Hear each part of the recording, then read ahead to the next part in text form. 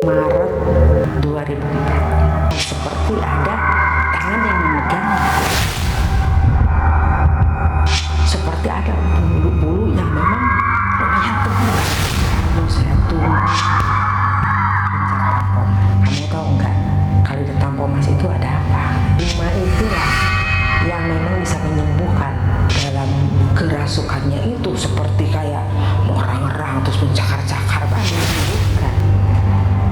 Pak Haji Karim dari kerasukan itu ternyata istri itu ada kejadian yang cukup mengerikan, mendebas-debaskan sajam itu dengan membabi buta.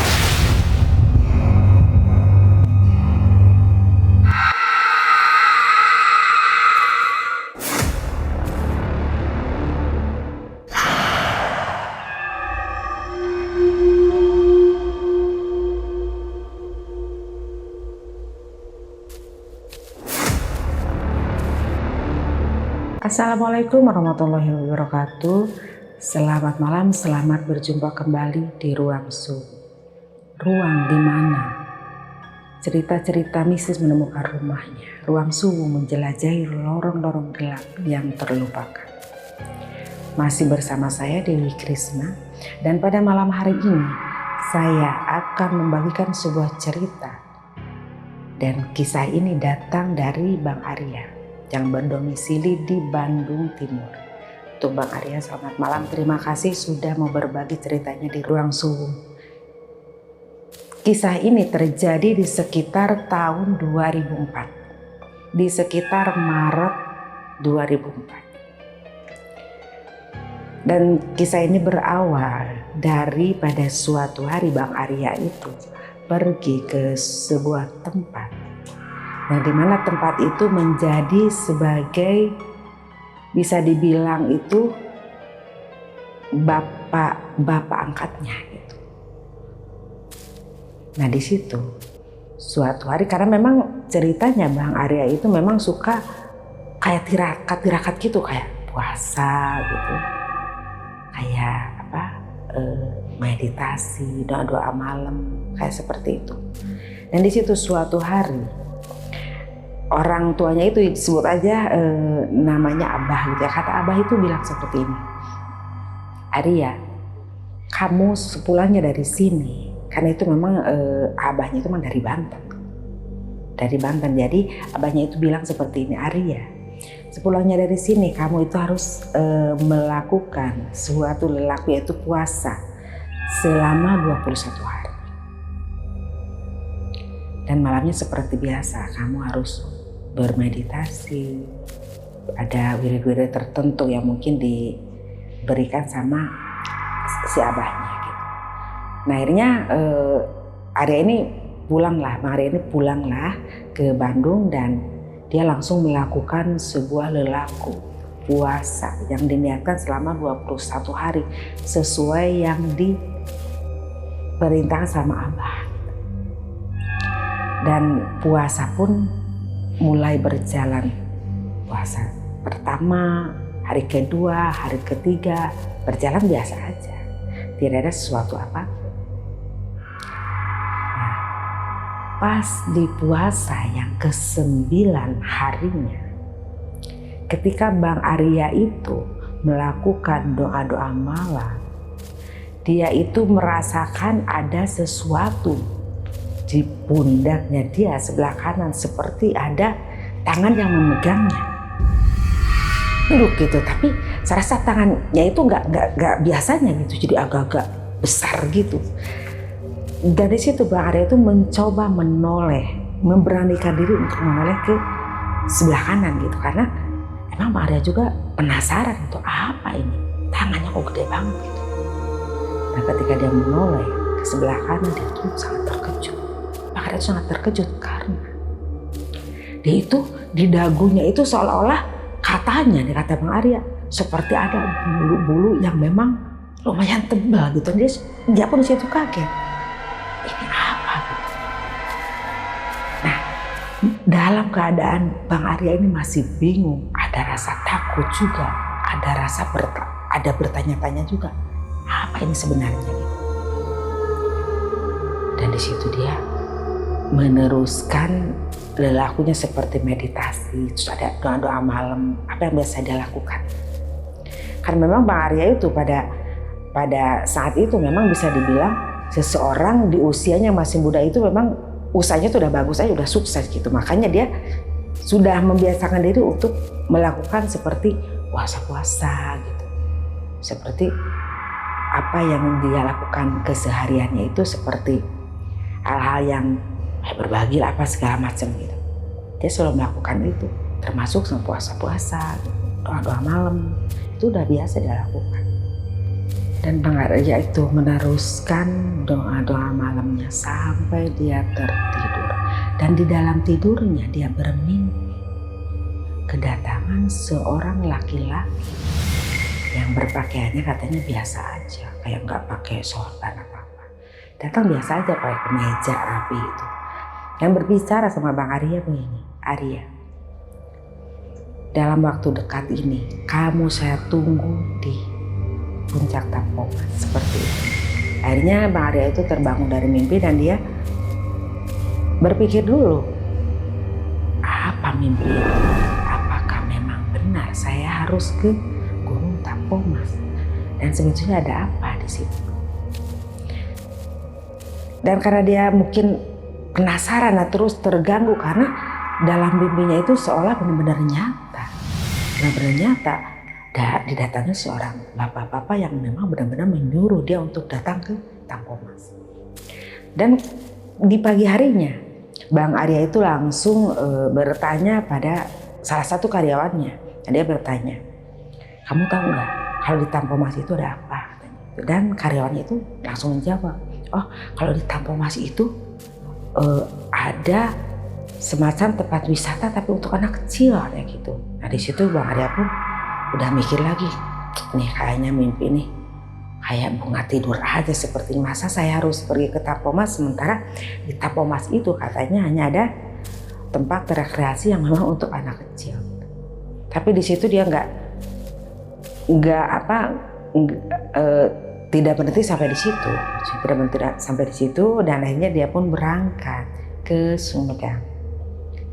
Dan setibanya di Sumedang, di situ katanya ada memang ada pom bensinnya itu. Dia bertanya sama karyawan pom bensin itu. Dia bertanya begini, mas, kamu tahu nggak kalau di Tampomas itu ada apa? Nah di situ Bang Arya itu baru menemukan jawaban yang dia pikir, oh mungkin ini mungkin bukan mimpi yang memang mimpi biasa gitu. Karena si karyawan pom bensin itu bicara seperti ini sama Bang Arya, oh di puncak Tampomas itu, Bang, di situ ada sebuah petilasan katanya. Banyak sekali orang berziarah ke sana. Nah di situ Bang Arya itu karena makin tambah rasa penasarannya gitu. Akhirnya Bang Arya itu bilang seperti, nah mas kamu bisa nggak memberitahu saya di mana rumahnya? Emang kalau mau ke sana kita bisa ke sana sendiri gitu? Apa memang ada juru kuncinya? Memang seperti itu. Nah si mas yang ada di pom bensin itu langsung menjawab seperti ini, oh ada Bang, saya tahu rumahnya katanya. Rumah yang memang bisa disebut juru kuncinya. Jadi orang yang mau berziarah ke Tampomas itu memang harus atau biasa melewati si bapak itu yang bisa dibilang itu kita sebut aja ya Pak Haji Karim. Nah namanya Pak Haji Karim katanya. Terus rumahnya juga nggak terlalu jauh dari sini katanya. Nah dari situ Bang Arya tuh bilang ini, rumahnya di mana mas kalau boleh saya tahu? Nah anehnya si karyawan pom bensin ini langsung bicara begini, udah Bang gini aja, biasa yang anterin ke rumahnya Pak Haji Karim. Biasa yang anterin ke sana. Nah Bang Arya seneng aja, seneng banget gitu. Oh, ternyata nih orang mau mengantarkannya gitu ke rumahnya yang disebut juru kunci, yaitu Pak Haji Karim. Memang rumahnya tidak jauh dari pom bensin itu. Nah singkat cerita, diantarkannya Bang Arya ini ke rumahnya Pak Haji Karim. Nah sesampainya di rumah Pak Haji Karim, Bang Arya ini bercerita bahwa Pak Haji katanya, saya ini sudah melakukan puasa dan di 9 harinya puasa. Ya pokoknya diceritakan aja dari A sampai Z gitu. Nah di situ Pak Haji Karim menjawab seperti ini ke Bang Arya. Oh maaf katanya, maaf Teh Arya katanya, karena Bapak ini sebetulnya sudah sekitar 7 atau 8 tahun memang sudah tidak mengantarkan lagi peziarah ke Gunung Tampomas. Jadi kadang-kadang Bapak ini jalannya pun mungkin sudah lupa gitu, karena sudah ya sekitar 7-8 tahun memang sudah nggak muncak ke Gunung Tampomas untuk mengantarkan peziarah-peziarah. Di situ Bang Arya sedikit kebingungan. Lalu siapa gitu yang bisa mengantarkan ke Tampomas? Tapi di situ pada akhirnya Bang Arya itu bercerita bahwa dia itu bermimpi begini bla bla bla gitu. Semuanya diceritakan sama Pak Haji Karim. Dan di situ Pak Haji Karim pun tiba-tiba bilang seperti ini. Oh kalau begitu ya sudah, nanti Bapak aja yang nganter katanya gitu.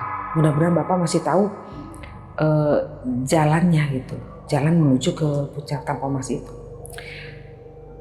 Dan di situ Pak Haji Karim pun menyanggupi sama Bang Arya bahwa ya sudah Teh Arya katanya, nanti aja 2 hari ke depan kita berangkat ke Gunung Tampomas, ke puncak Tampomas untuk berziarah katanya gitu.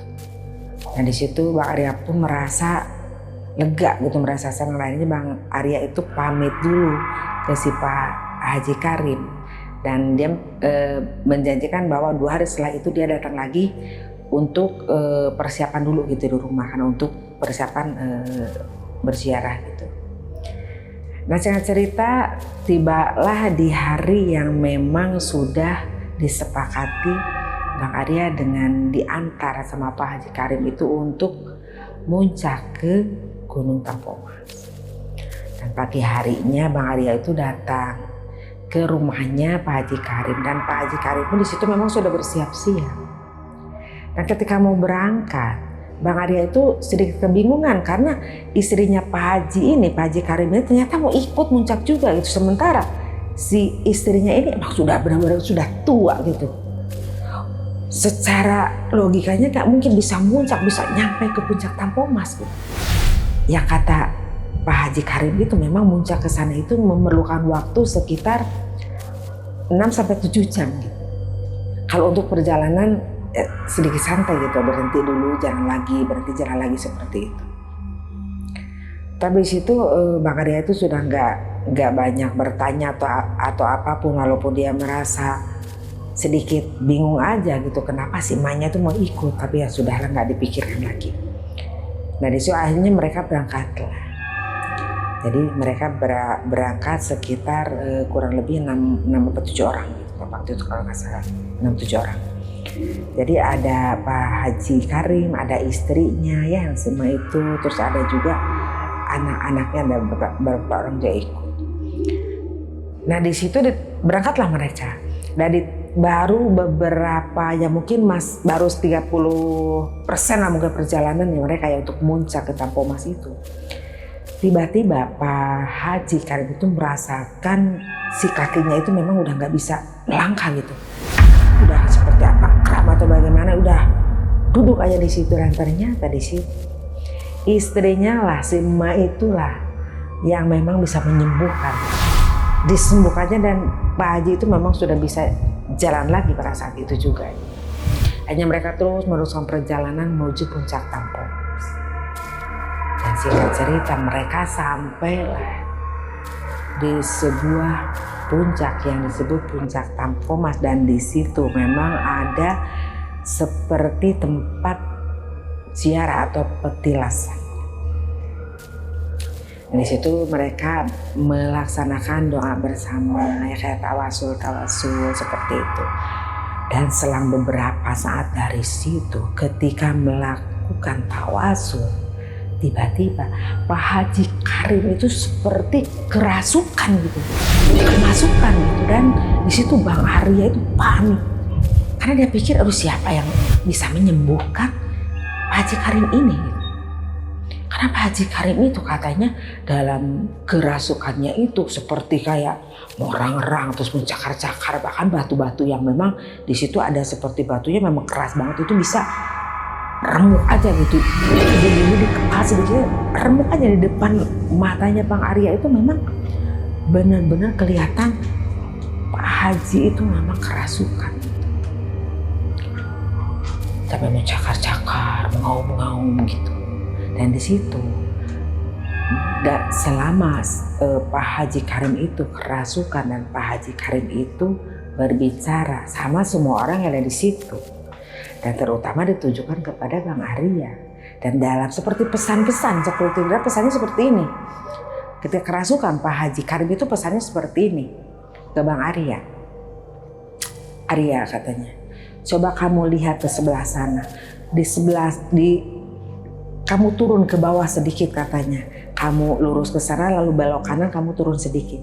Kamu coba lihat di sana, ada beberapa orang yang di sana sedang melakukan ritual yang memang sebetulnya di sini itu tidak diperbolehkan. Seperti itu. Dan tolong tolong sampaikan katanya pesan saya ke mereka, pulang hari ini juga, pulang sekarang juga kalau mereka ingin selamat. Tolong katanya sekarang kamu ke sana, turun ke bawah dan sampaikan pesan-pesan dari saya untuk mereka agar mereka segera pulang, turun sekarang juga. Nah, akhirnya di situ Bang Arya mencoba mengarah ke tempat yang memang ditunjuk sama Pak Haji Karim yang memang sedang kerasukan itu. Dan ternyata setelah sampainya di situ memang Bang Arya itu emang jalannya lurus dulu, paling berapa meter lah di situ, mungkin kurang lebih 10-20 meter katanya. Dia turun ke bawah. Setelah turun ke bawah lihat ke kanan, memang benar di situ banyak orang, ada laki, ada perempuan, ada berapa orang. Bahkan Bang Arya itu sempat bertanya, "Mbak lu dari mana?" katanya. "Saya dari Indramayu," katanya. "Mas dari mana?" "Saya dari Bandung." Mereka sempat berkomunikasi gitu walaupun cuma sebentar. Dan di situ Bang Arya itu menyampaikan pesan itu dengan sangat hati-hati, karena memang ya mungkin ada orang yang percaya ataupun tidak, atau memang orang yang merasa ini adalah pesan beneran atau memang hanya pesan-pesan biasa aja. Dan di situ Bang Arya menyampaikan apa yang disampaikan Haji Karim ketika kerasukan. Di situ bicara, Bang Arya itu bicara, "Mbak, katanya Mas, Bapak-bapak yang ada di sini, tolong kalau bisa pulang malam ini juga, pulang sekarang juga kalau bisa. Pokoknya ada suatu hal yang tidak diinginkan, jadi kalau bisa pulanglah." Seperti itu. Tapi di situ memang ada yang sebagian percaya gitu, kan pesan itu. Memang mereka langsung berkemas dan langsung pulang gitu. Tapi ada sebagian yang memang mereka memilih tetap di situ melakukan ritual. Dari situ setelah Bang Arya itu menyampaikan pesan dari Pak Haji Karim yang memang sedang kerasukan, akhirnya Bang Arya itu kembali lagi ke tempat di mana sebelumnya Bang Arya itu duduk bersama Pak Haji Karim, bersama istrinya dan anak-anaknya di situ di tempat tilasan itu. Nah di situ akhirnya Pak Haji Karim pun sadar dari kerasukan. Dan ternyata di sini baru ngeh gitu, baru tahu Bang Arya itu ternyata si emaknya itu kenapa pengen ikut, pengen ikut. Ternyata yang bisa menyembuhkan Pak Haji Karim dari kerasukan itu ternyata istrinya, si emaknya. Pantas saja kata Bang Arya dalam hatinya, si emak itu benar-benar maksa pengen ikut, gak bisa dilarang. Nah akhirnya Pak Haji Karim pun memang sudah sadar, begitu sadar, dan setelah itu mereka itu kembali untuk meneruskan duduk di satu tempat lagi, dan setelah berdoa di satu tempat itu lagi, dan mereka akhirnya merencanakan untuk turun, untuk kembali ke rumahnya masing-masing. Nah dari situ selama perjalanan Bang Arya itu memang merasakan ada sesuatu yang kok apa ya, apakah mereka benar pulang semua, apakah masih ada yang melakukan ritual-ritual di atas itu. Ada kekhawatiran dalam hati Bang Arya itu. Nah di situ Bang Arya singkat cerita sampailah ke rumahnya Pak Haji Karim. Nah Pak Arya itu nginep semalam di Pak Haji Karim, dan keesokan harinya Sobat Subuh. Ternyata di situ warga itu geger bahwa katanya di puncak Tampomas itu ada kejadian yang cukup mengerikan. Yaitu tiba-tiba katanya ada seorang yang memang dengar katanya itu memang penduduk lokal di sana yang memang tiba-tiba datang nyamperin ke para peziarah itu dan membawa dia langsung menebas-nebaskan itu dengan membabi buta gitu. Entah itu dia kerasukan, entah itu memang dia ada kejiwaan gitu. Intinya gak tahu seperti apa kata Bang Arya, tapi di situ Bang Arya tuh kaget, benar-benar kaget bahwa ternyata pesan yang disampaikan Pak Haji Karim ketika kerasukan ternyata benar.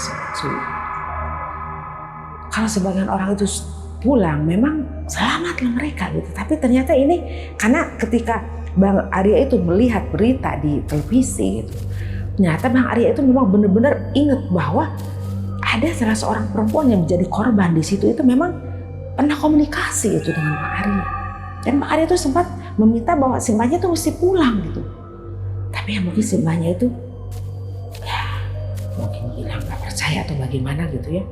Dan di situ Bang Arya itu melihat bahwa benar-benar di situ itu ada kejadian yang sangat mengerikan, dan itu kejadiannya di sekitar awal April 2004. Nah, itulah cerita dari Bang Arya yang memang cerita itu adalah kisah pengalamannya.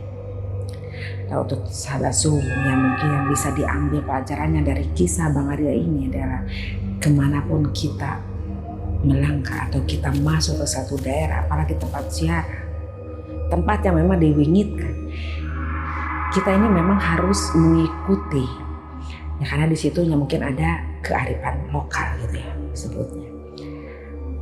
Dan sekian cerita dari Ruang Subuh. Saya Dewi Krisna, sampai jumpa di cerita-cerita selanjutnya. Assalamualaikum warahmatullahi wabarakatuh.